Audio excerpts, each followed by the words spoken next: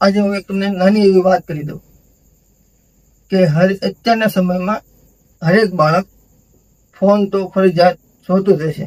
મારું બાળક પણ જોવે છે.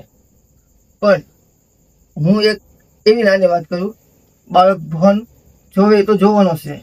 રોઈને અથવા કોઈ પણ કારણોસર આપણી પાસેથી ફોન લઈ અને જોવાનો છે. તમે નહીં આપો તો તમારી પત્ની પાસેથી લેશે.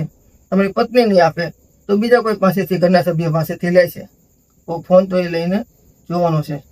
પણ હું એવું કહું છું કે ફોન જોવા આપો, થોડોક સમય આપો, પણ ફોનમાં હું જોઉં ને એ તમે ડિસાઈડ કરો કે મારું બાળક ફોનમાં શું જોવું જોઈએ. તો તમે તમારે જે બતાવવું છે ને બાળકને, એ જો બાળકને બતાવશો ને તો ફોનથી નુકસાન 25% થશે. અને બાળક પોતાને મેળે જેને મન ફાવે જોવું છે ને તો એ બાળકનો 75 થી 80% નુકસાન જ જવાનું છે.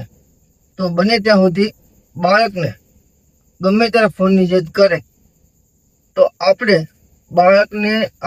શું બતાવવું અને બાળકને એનાથી શું ફાયદો થાય એવો ટોપિક, એવો કન્ટેન્ટ કે આપણી જે કોઈ માતૃભાષા હોય એમાં જ એ બાળકને વિડીયો બતાવવા.